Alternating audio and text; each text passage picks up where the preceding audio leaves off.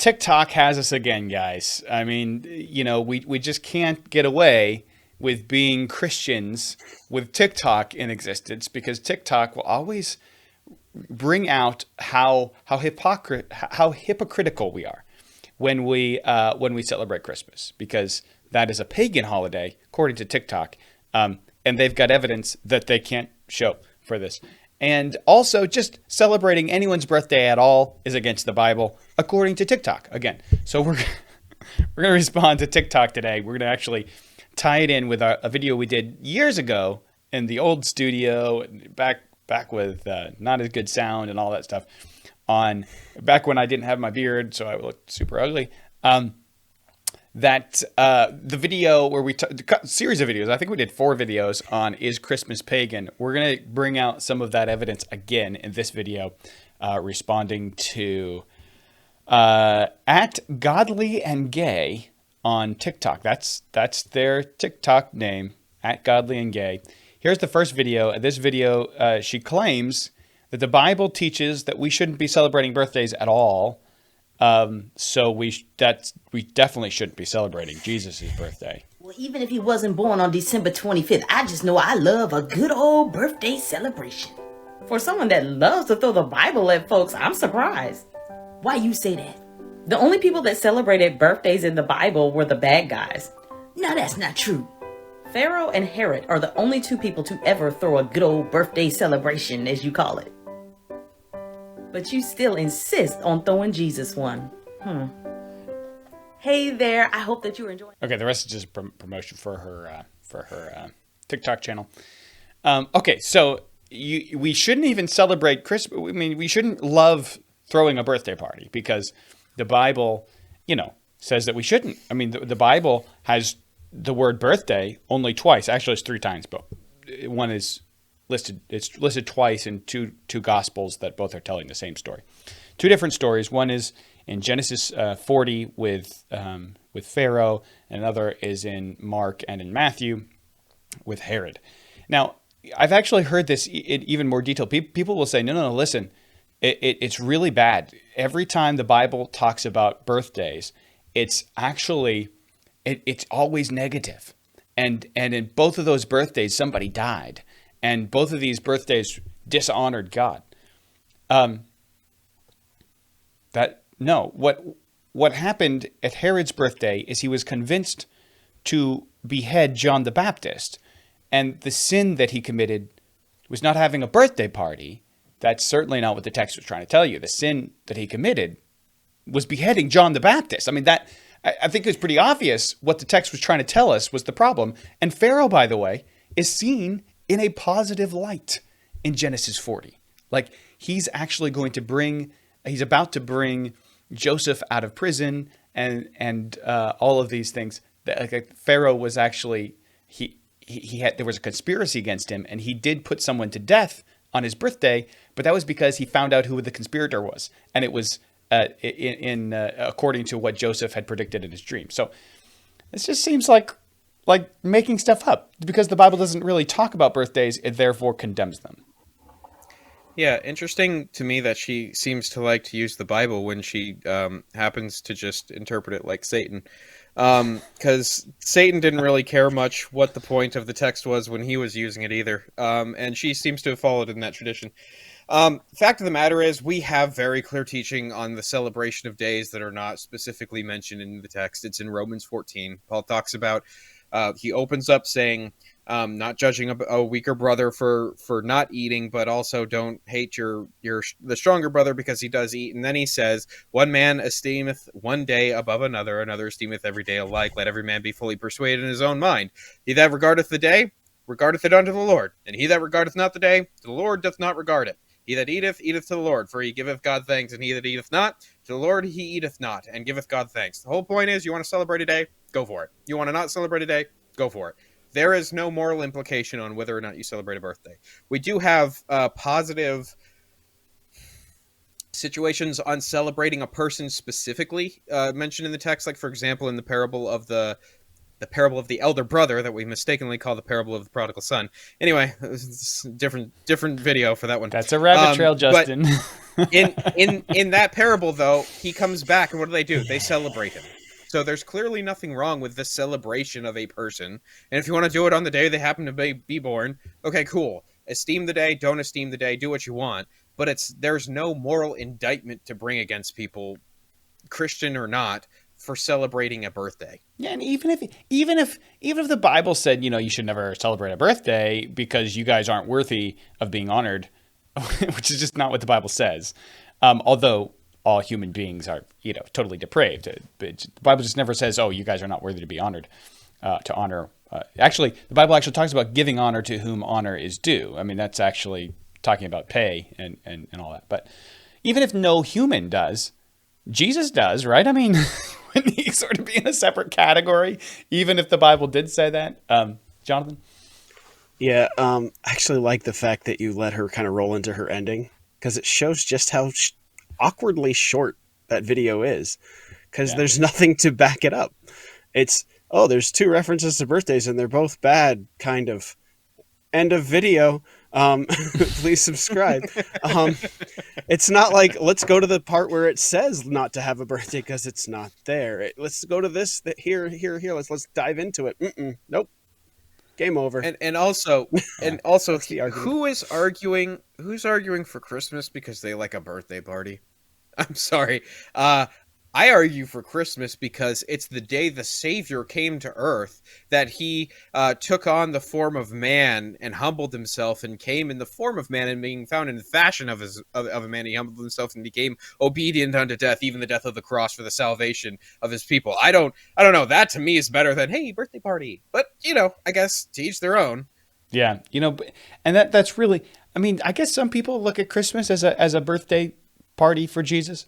But I mean, this really, we're not giving Jesus presents.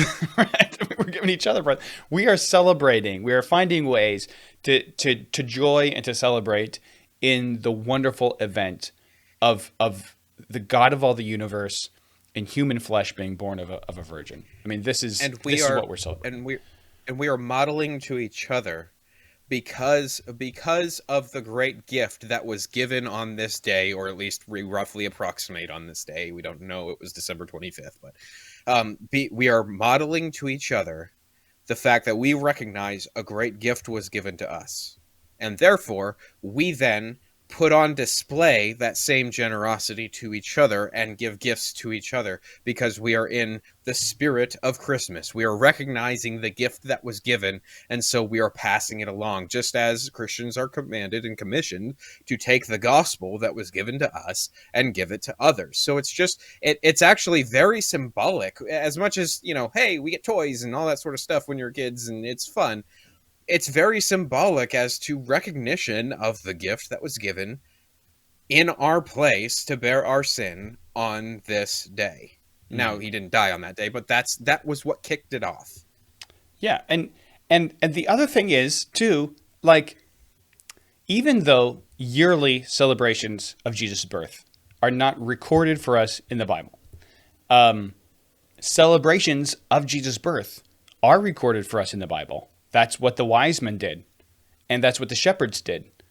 And by the way, God sent angels to tell the shepherds to go and celebrate the birth of Christ. And he sent a star to tell the wise men so that they would go and celebrate the birth of Christ. Like, God is pleased with us celebrating the birth of Christ. That is pleasing to him.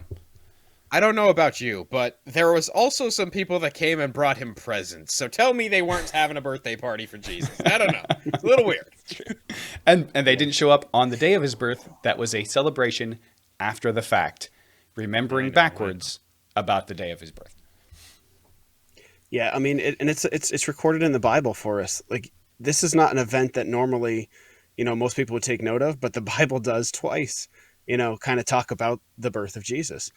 And so it's relevant to us. And, it is true that sometimes Christmas becomes, especially in our nation and in our day and age, it becomes about something completely different than Jesus' birthday. And that's something we have to be careful about, but that doesn't mean we just throw everything out. Yeah, absolutely. 100%. Okay, let's get on to the next one. This one, this one will be a little bit more substantive. By the way, guys, I don't expect to get it all done in a 30-minute episode today. If you're watching on YouTube, we'll just carry it over. We'll post the whole thing as one big thing. If you're watching on FISM TV, where we're limited, we will probably be doing a two-parter here. All right, let's go on to the next video.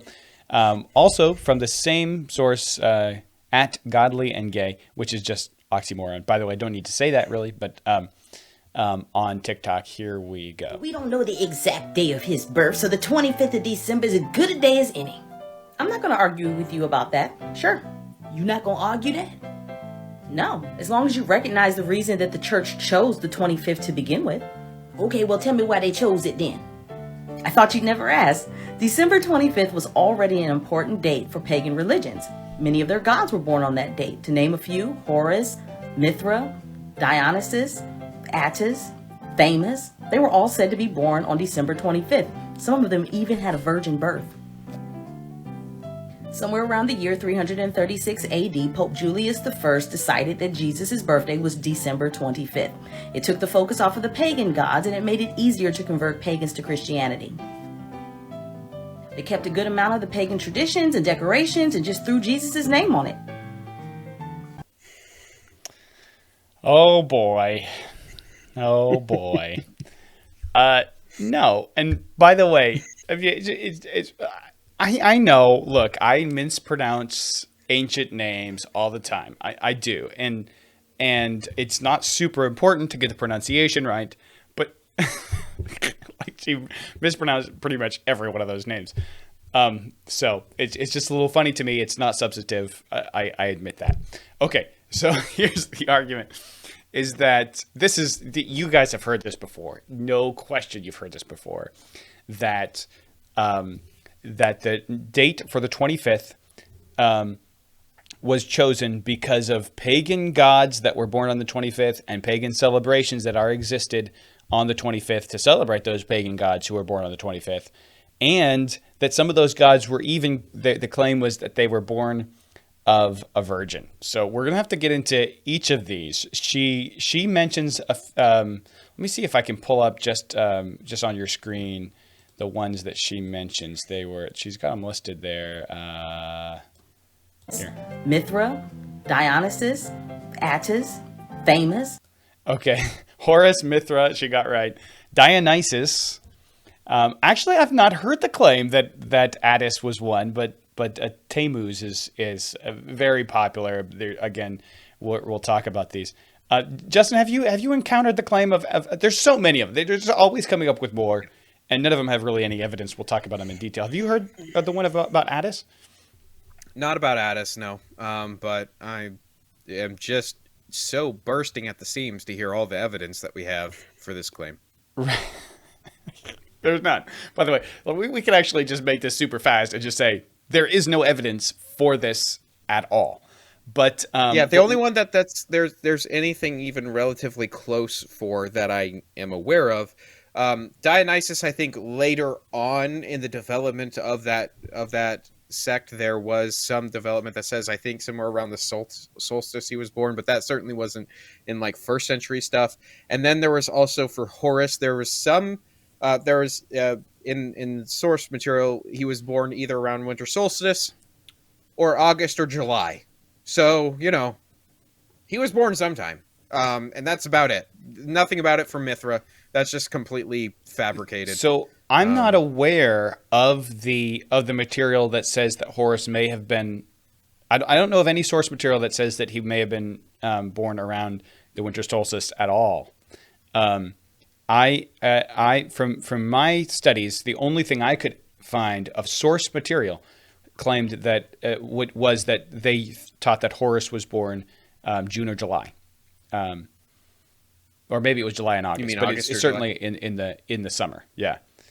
That's the more prevalent stuff that I've seen. I do believe I've saw some. I'd have to recheck my sources because I'm reading of a document of notes I made on this a while ago. But I do believe there was some claim. But yeah, there's also the claim about Dionysus. I believe it's a lot later in the development of the Dionysus myth, that he was born around winter solstice. But regardless, no matter what you want to say, there's never a December 25th date given for any of these people. At least none of them that we're aware of. I can't say for sure for Addis, but I'm just going to go out on a limb and say, being this the first time I'm hearing that argument, probably not the strongest argument. So, Yeah. Just to be clear, just so people kind of have a foundation. What she's saying, Horus was an Egyptian god that would have been worshipped about 3,000 years before Jesus was born. So if he was, as they claim, if the Egyptians claimed that he was born on the 25th of December, that he was born of a virgin, that three kings followed a star to meet him and to worship him, that would be a significant claim. That would be something foundational to signify the idea that the apostles just sort of made up these myths about Jesus when they wanted people to believe it because it went along with other myths that were already being taught. However, there is you'll find this claim all over the internet, all over, but you will not find any actual historian providing any kind of historical evidence, and there's no ancient inscription. Google there's no ancient birthday. Documents. Yeah, Google Horus birthday, December 25th is going to pop up. Guess what sources they're going to cite? None. Look, if you even go to Wikipedia, you will find actual documented. They will not even say that his birthday is the 25th because it gets taken off when people try to put it on there. Because there is no evidence for it. Yeah. And by the way, he's one of them. She threw in. I think she threw in there the whole they were born. A lot of them were born of a virgin too. No, I don't think that getting ripped apart and sewn into the leg of another god and being born from a thigh of a god like Dionysus, I don't think that's a virgin birth. I don't think that mating with a corpse that was ripped apart and sewn back together. But that's Horus, by the way. Horus is Isis and Osiris. Isis and Osiris. Osiris was ripped apart, and then Osiris, Osiris is the man. Isis was Osiris ripped apart. is ripped apart. Yeah. No. Isis reanimates Osiris's corpse. Am I getting that wrong? Sews him back Which together. one's the man? Yeah, no, it's Osiris is the man. Okay. Osiris is the man. Isis puts Osiris back together, copulates with him, and produces Horus. That is not a virgin birth. That's also nothing like a normal anything, actually. There are no parallels to that in Christianity. So to say that's a virgin birth, what? First of all, there was very little virginity among any of the pagan gods. The virginity wasn't really big with them. Not really their thing, you could say. So that's just absurd. And all you have to do, and as I think the next video will show proves, all you have to do is say, could you cite a source for that? Could you give any shred of evidence for any of this? Because it's going to be really intimidating. And a lot of Christians swallow this crap hook, line, and sinker. Where they're like, yeah, Christmas is a pagan holiday. All you have to do, give me a source. Where's the source that says Osiris or excuse me, Horus or Mithras or Dionysus or any of these gods that they were born on December 25th? Go. Mm-hmm. We'll talk about pagan holidays in a minute.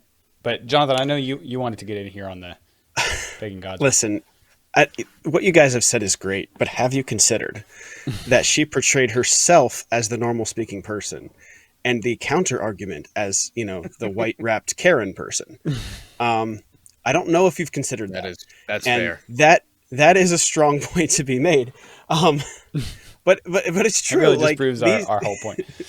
Right. I mean, come on. Are you going to be on the side of that person? Really? You can't be doing that. But it's true that these types of arguments, they grab a lot of people, especially even Christians. And a lot of times we kind of step back and say, that must be true. They're speaking it with such confidence. I don't know the answer to these things. And a lot of times the answer is just, no, you're wrong. Because people repeat these things and they become memes and they become internet phenomenons. And I've heard a lot of this stuff from other Christians who are like, oh yeah, this whole Christmas thing is not a Christian thing. It's rooted in paganism, and I've heard this, that, and the other, and you only have to give a couple facts here and there, and a lot of time people just assume it's true. So this is something that definitely needs to be refuted, and it's not too difficult. Well, and if I could, I think to me, it's more important than this particular debate, because I don't believe Christmas is pagan. I haven't seen any evidence that would indicate to me that it is. The Christians were debating, early Christians, East and West, were debating with each other whether it was January 6th or December 25th. The East believed it was January 6th. The West believed it was the 25th. And you can trace the January 6th date back to potentially the 2nd century. So we're talking about very early. They're talking about when Christmas was, well before the Sol Invictus and Saturnalia and all that sort of stuff comes along. But anyway, you can provide plenty of evidence it's not pagan, but my question is, so what? Even if it was, the redemptive nature of Christianity has taken a lot of pagan things and made it profitable and good. So if there was a celebration, let's say, where people did cut down trees, decorate them, and give gifts to each other, and they did it in sort of a pagan festival, and we came along and said, you know what? I don't see anything against God's law and against his character to decorate a tree or to give gifts to people, but the God is wrong. So let's instead celebrate Jesus' birth at this time and give gifts to each other and recognize the gift that was given to us. What's wrong with that? There is no problem with this in practice. The idea of saying, okay, this is in line with God and his law and his character. This is not. Let's get rid of the things that are not. Let's redeem the festival and just have a Christian festival instead. Let's celebrate Christ rather than a pagan God. What's wrong with this? Yeah, you know, I use the same illustration of it's like rap music. Rap music does not have a good origin story. It's gang culture, graffiti, a lot of bad stuff. But if someone gets up and raps a didactic exposition of the gospel, there's nothing wrong with it. It's redeeming an art form that was pagan in its origins, but now is used for Christ. What is so wrong with this? And this is why, to me, I don't get it. Even if I concede it's pagan, what's the point? It doesn't matter. So I think that's a true way to look at it, and certainly accurate thought there, Justin. I'm trying to wrap my head around whether or not she would agree with you, because she says, "Oh, that's fine that you worship it as long as you acknowledge that that's where it started." But she seems to be suggesting that really using these mythological gods that supposedly were identical to Christ before Christ came around. She's suggesting that the story about Christmas was actually made up, the actual nativity story. Right. Yeah, so that's my problem. I think she's suggesting more than just and that's the problem. That's why it's still worth having this conversation, because what they're not doing is just saying, Christians, you shouldn't celebrate Christmas. What they're doing is saying, Christians, this whole thing is made up. Because they're not talking just about December 25th. They're talking about the virgin birth. They're talking about having 12 disciples. They're talking about dying and rising. They're talking about performing miracles. They're talking about all of that. All of those are lumped into these claims, and it goes to a greater narrative of sort of a parallelomania, where anything that happens in one religion, the assumption is that all religions are made up. Therefore, if it happens in one religion, there's going to be a parallel in another religion because they all make up and borrow from each other. And so Christianity is just another one of these religions. That's the much more important thing to fight for on this one, because if it's just about Christmas, even if I grant you everything you're claiming here doesn't affect whether I celebrate Christmas. Now, to the truth of the gospel. That's more important. Right. By the way, she's got Horus. We talked about Horus. There's no evidence for that. He was actually certainly not born of a virgin, and not born in December, according to the ancient myths. She mentioned Mithra. Mithra is from about 1,200 years before Christ, during the Persian Empire. Mithra was not. There's no evidence that says that they ever thought that he was born on December 25th, and he certainly wasn't born of a virgin. As a matter of fact, if you look up Mithra online, just look up an image search for Mithra. All the statues and everything have him coming out of a rock, because that's how they thought that he that he was born. He was just born fully grown out of a rock. It's not a virgin. It's not a virgin birth. Not even close. And then you got Dionysus, who was a Greek god, and that would have been probably worshipped a few hundred years before Christ. And Dionysus, at least before Christ, there was no recorded date for his birth before the time of Christ, and he also wasn't born of a virgin. Supposedly his dad was Zeus, and his mom was either a princess or Zeus's daughter. Which Zeus had a lot of affairs with a lot of women and gods, and that was just sort of what Zeus was known for, having affairs, and zapping people with lightning. Virgin birth, right there. Yeah. Either way, there's not a virgin if Zeus is involved, right? That's not how that works. So. Well, it was a virgin because it was a human woman and a god. No. That's not the same. Not how that works. Oh boy. Okay, so I'm gonna recue the video here, and we're gonna play it here just to see if there's anything more that we've missed out of this one. Well, we don't know the exact day of his birth, so the 25th of December is as good a day as any. I'm not gonna argue with you about that. Sure. You not gonna argue that? No, as long as you recognize the reason that the church chose the 25th to begin with. Okay, well, tell me why they chose it then. I thought you'd never ask. December 25th was already an important date for pagan religions. Okay, it was already an important date for pagan religions. This is the claim, and she says, and she believes that she can actually state as fact the reason for which it was chosen as a Christian holiday. Now, remember that not only does she have to prove, in order to come to this conclusion, she not only has to prove that it was an actual significant day. December 25th was a significant day to pagan religions, but she also has to prove that Christians knew about these pagan religions and chose the 25th in order to make it easier to convert pagans. I mean, that there was she has to prove motive here, as well as proving that this was actually significant to pagans. So far, we've talked about all these pagan gods, that there was no significance to December 25th. And she certainly can't show motive here. Their gods were born on that date. Go ahead. Real quick, I was going to say, she says, first of all, that there's no evidence that it was December 25th. Actually, there is. There's quite a lot of evidence that it was in wintertime. But also, if you know the debate that was happening between the East and the West on the birth date, part of the reason that December 25th, in fact, the primary reason that we can tell December 25th became the date for the Western Church is because the Annunciation to Mary became known as March 25th. So that's the reason for the math on that one. Yeah. It wasn't because of pagan stuff. The reasons they were pointing to was for a different belief, but we can get into that more later. Yeah, I want to stop you there because I know the next video we're going to play, she was actually responded to. That's not the right way to say that. Red Pen Logic with Mr. B. If you ever heard of Red Pen Logic, an apologist actually responded to the video we're watching now, and refuted her, and she's going to give a response. We're going to play that response in a minute, but before we do that, let's cue up the video, the video we're doing now, and let's watch just a few more seconds here to make sure that we're covering everything she's talking about in this one. I thought you'd never ask. December 25th was already an important date for pagan religions. Many of their gods were born on that date. To name a few: Horus, Mithra, Dionysus, Attis, Thamus. They were all said to be born. By the way, we didn't talk about Tammuz or Thamus.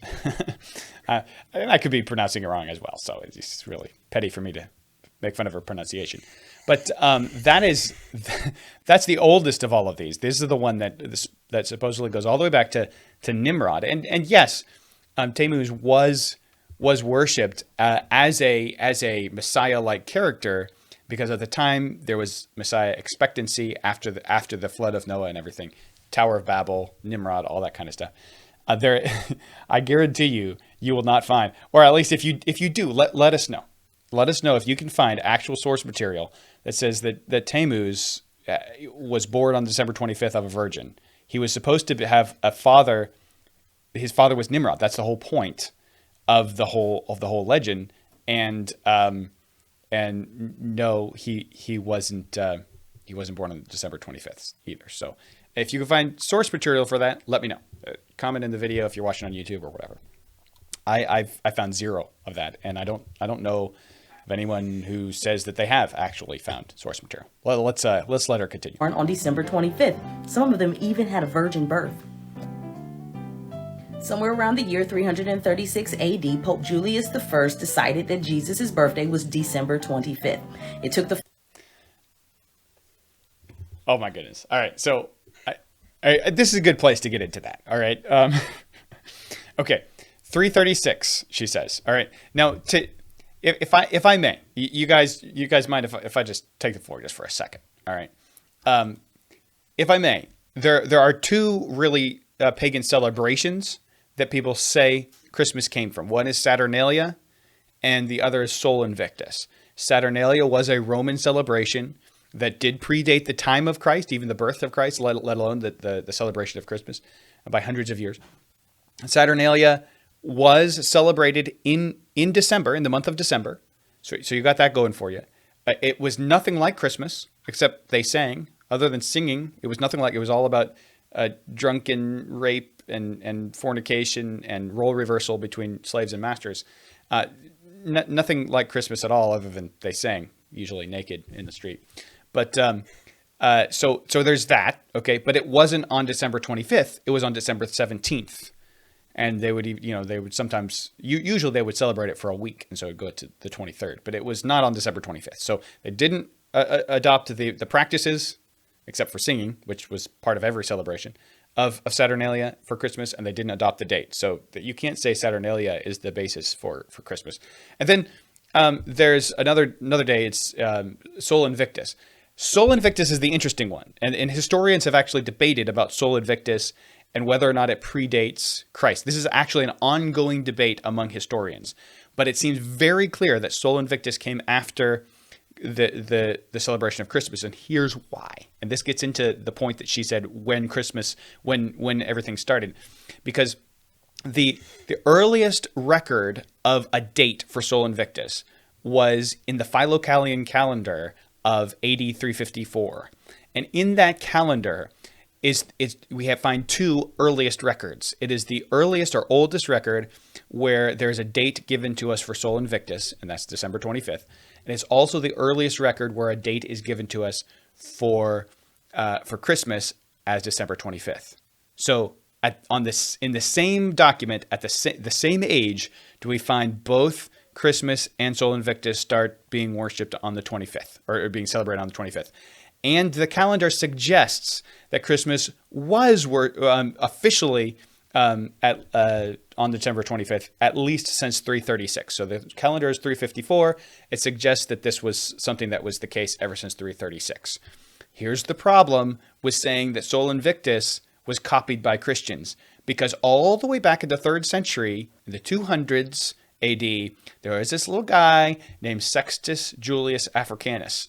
Sextus Julius Africanus was a Christian who argued about, he wrote trying to develop a calendar of when things happened. And he didn't really spend a whole lot of time on Christmas, but he spent a lot of time on the conception of Christ. He believes that Mary was visited by an angel on March 25th. He was convinced of this, and he argued for it in his paper, which would mean 9 months later would be December 25th. So it was already theorized by Christians hundreds of years, or 100 years, before Sol Invictus was ever celebrated on the 25th. Christians were already theorizing that was when Jesus was born. So you cannot tell me that they chose December 25th because of Sol Invictus. They clearly chose December 25th because they thought, however wrong they may have been, they thought they had good reason to think Jesus was born on December 25th. Yeah, and not only that, but you have the church long before even that. Again, it's mentioned in passing in documents that go back to probably around 200. but it's mentioned in passing, which means it probably predates the time when the document is made. It's mentioned in passing that the church in the East believed it was January 6th. So you already had them in that ballpark. Christians believed it was around that time, long before we have any documentation for Sol Invictus, as far as a date is concerned. So there's no reason to suggest that Christians picked that time of the year, because the whole point of Sol Invictus is the unconquerable sun, right? So the days start getting longer, the sun is coming back and everything. And that's where, for example, that Attis god, it was the god of vegetables.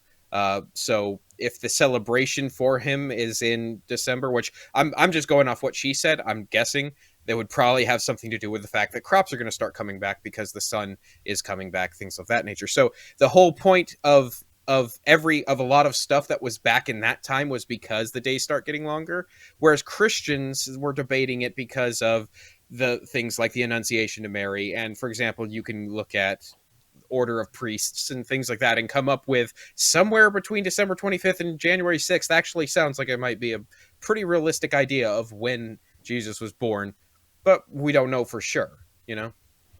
Yeah. Yeah, it's interesting. You notice what we had to do here, what you guys really had to do, was you had to kind of present her argument more detailed than the way she presented it, just to have something to refute. Right? She didn't bring up Saturnalia or Sol Invictus because she's not even going there. She doesn't even have any of this stuff down. But we've brought it up before on many different shows, just about this is the problem with TikTok. That you have a minute and you can just throw whatever you want out there, and well, I don't really have enough time to dig into it, so everybody just has to accept it, and there it is. Yeah, and when you actually examine these things, let's say at least. You have to say there is no evidence to prove your claim. Can we prove with 100% certainty that your claim is absolutely false? It certainly doesn't appear to be correct from history. We know from history that Christians did not adopt Saturnalia. We know that. But is it possible that Sol Invictus could have been celebrated before 336? Yes. But we already know that Christians believe that. So it's like your claim, in order to be true, would have to not only be the scenario based on what we know to be true from history would have to be so wildly ridiculous that Sol Invictus was just growing in popularity just randomly on December 25th, even though Christians had already suggested that was his birthday. And then Christians say, well, let's jump on this. But remember that in the 300s AD, Christianity was super popular, guys. I mean, after Constantine, Christianity became the thing. That was the popular thing. So why would Christianity want to copy pagans, but a pagan cult would obviously want to copy Christianity? That makes a lot of sense. So, so these claims are just, they're claims without evidence. And not only to mention the fact that when you're talking about things like Saturnalia, for example, Christians in the first several hundred years are in great persecution. A lot of it is because they specifically stood up against things like Saturnalia and the things that they did on Saturnalia, and were very vocal against it, and were very much against. They were super against the gods of Rome, and that's why Rome hated them. Rome didn't care if you had a god that you worshiped that wasn't their god. Half of the gods of Rome were the Greek gods renamed. Heracles to Hercules, that sort of thing. But what they didn't like was if you said that Caesar wasn't a god also, that their gods were illegitimate. So you could have your god, just recognize our gods too. But the Christians, the reason they were persecuted is because they said, no, there is one king but Christ. There is one God. There is one. We will not offer a pinch of incense on the altar and confess Kaiser Kurios, because only Jesus is Kurios. He's the only Lord. Christ is Lord. Jesus is Lord. They would not go with this to the point where their churches were burned down. They were dragged in the streets and murdered. They were persecuted. They were, dipped in oil and lit on fire to light the garden. Things like that happen to Christians because they so vehemently rejected paganism. And you want me to believe that these people said, let's worship Jesus by going to a pagan holiday and getting their date? No. It makes no sense if you know anything about the context of the first several hundred years, which we can document is when these dates were in play. When they were under persecution is when these dates were in play. You cannot make a rational historical argument for the idea that Christians took paganism to incorporate into their religion. It makes no sense. Right. Absolutely. Okay, let me go ahead and play the rest of this video so we can get on to the next one, because a lot of people made this point to her and she responded, and I think even the response fails miserably. But I like to play responses when they're done. But let me finish this video just so we make sure we've played the whole thing. Focus off of the pagan gods, and it made it easier to convert pagans to Christianity.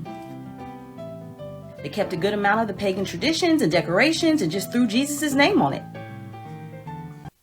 Again, pagan traditions, pagan decorations, just not in evidence. I mean, they're going to say, "Oh, the mistletoe was a pagan." Well, if you try to trace the origin of mistletoe, it's very, very difficult. It was used in pagan ways, and there were, but it's very difficult to trace that. It certainly wasn't. I mean, mistletoe is a very relatively new thing compared to what we're talking about here in the 300s AD. Mistletoe really was more of a Celtic thing. But so all of this stuff, we talked about Christmas trees in one of our other episodes this week. I mean, all this stuff, it's just, she's making it up. She's giving us talking points from atheists, and she's supposedly godly and gay. Well, there's your problem right there. Hang on. Wait, you said it's mostly talking points from atheists. I wonder if that's going to be relevant in a video where the fact that atheists would probably, if we're just rationalizing here, atheists would probably really like her videos, right? It seems like they'd probably really like because she's using their talking points, right? Yeah. Okay, let's just keep that in mind. With that in mind, let's watch this video because she's going to claim to be a seminary graduate. All right, here we go. There's no evidence for any of those dates. Do some research. Nice try, though. I see you saw the video the apologist stitched with me. The evidence is there, but if you don't want to believe it, it's not. So... Wait a minute. That's not how evidence works. The evidence is there, but if you don't want to believe it, it's not. Technically evidence? That's not how evidence works, ma'am. I'm sorry. I can't let you get away with that. The evidence is there. Okay, provide some evidence, right? We are believers in evidence, but there is no evidence. That's the claim. That's the claim we're making, and you can't provide any. You're just going to say the evidence is there, but if you don't want to believe it, then it's not. What? That's not a response. All right, I thought someone else was going to jump in there, but I'm going to hit play if nobody wants to. It's just, I mean, it feels like she has kind of a very superficial understanding of her own statements. So that's just kind of her blanket coverage statement. Well, no, it is there. You say it's not, but I say it is, and that's my answer. Yeah. She's saying in a cool, calm, collected way. Classic, like she's just cool. It is the classic, and look, I've done this before, and it's something I try to avoid like crazy now because it's a very embarrassing position and it's a dishonest position, but it's when you have boldly spoken way past your level of research and then people call you out on it and you say, well, look, you can look it up. Go, the evidence is there. If you have the evidence, then you could say, in this document, it says this, that, and the other. Like, I could take you to John 1:1 and show you the deity of Christ and stuff like that. Like, the evidence is there. Here's some of it. It's very obvious to me she got called out and now she's like, well, look, the preponderance of the evidence is all there, you can go look at it. I'm not even gonna waste my time with it. I mean, like she's not like it's not like a gotcha, right? She has as much time as she wants to publish this response. She could go look up the evidence and then give it to us. But she's no, it's there. Okay, all right. So you didn't even have you couldn't even bother to look it up and to actually verify that there was evidence. It's not a response. If somebody says you have provided no evidence for your position, it is not a response to say there is evidence for my position. You're just not believing it. You haven't provided it. Yeah, that's the answer. Yes. Yes. It's like, I see some video the apologist stitch with. And here she mentions the video of the apologist. This is Red Pen Logic with Mr. B. I think is who she's referring to because that's where I found the video. I mean, evidence is there, but if you don't want to believe it, it's not. So, I'll admit I am no expert when it comes to pagan gods. I have. So, wait, no, the evidence is there. You just don't believe it. But I'm not an expert. I'm admitting that I'm not an expert. Well, I'll admit that I don't know the evidence, but it's there. I'll admit I don't know the evidence, but no. Here's what she's doing though. This is where I think she believes she's correct, but her argument is a lot of people say this. That is her argument. Yeah. The evidence is there. A lot of people say it. I don't know the evidence, but other people do because they say it all the time. That is her argument. You have to understand. Her argument is this is said a lot, therefore the evidence is there. Mm-hmm. She has not herself seen any evidence for any of this. Just a lot of people say it, so they must be right. I watched it on a YouTube video, which means it must be true.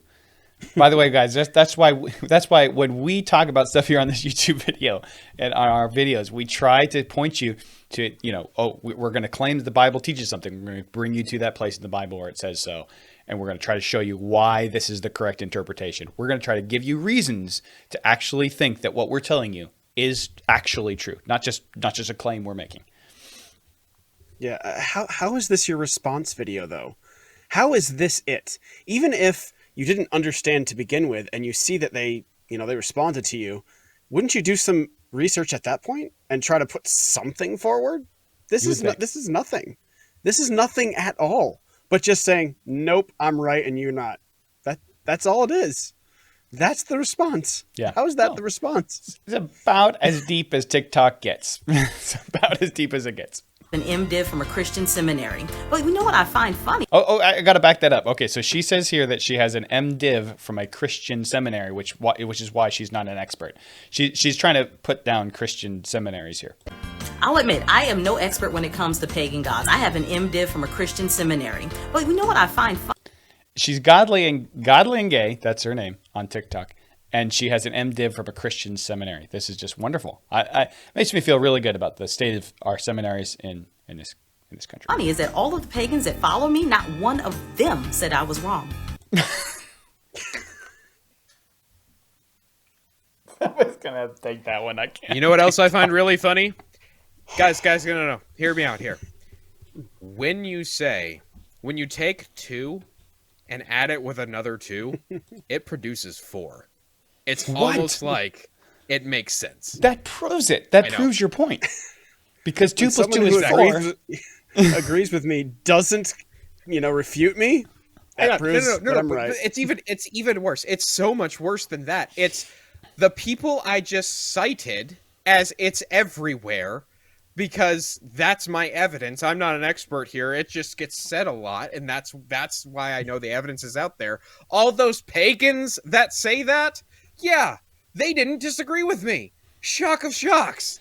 I am baffled. How could this happen? Think about this, guys. You're hard to think about it, but think about it, those of you who are watching. What she's just done is create a response video, said the evidence is there, you just have to believe it, given no evidence. And the quote-unquote evidence that she's providing is that pagans agree with me. Therefore, Christianity is wrong. The people who originated this argument. Yeah. And we're talking about pagans in the 4th century, not pagans today. Okay? Yeah. I put together a video that supports pagan views. The Christians are against me, and the pagans are not. So I must be right. What? Christians, don't you think isn't it suspicious that all the pagans agreed with my pagan video? That's not weird. Even a little bit. Not exactly a man bites dog story. Yeah. I'll admit, I am no expert when it comes to pagan gods. I have an MDiv from a Christian seminary. But you know what I find funny is that all of the pagans that follow me, not one of them said I was wrong. Even so, the main point of my video remains December 25th was a political choice, not really Jesus' birthday. Again, you've given us no evidence to think that it was a political choice. There are people in 100 years before 336 who were already saying that that was Jesus's birth. So whether they're right or not, again, we've talked about this. Like, actually, we didn't even get into it a lot, but there are multiple ways to count the days to get up to Jesus's birth, and you can't really get to a firm answer because you have Zechariah in the temple, and when was he ministering? Some people say it's late December, some people say it's going to be in March or May or whatever.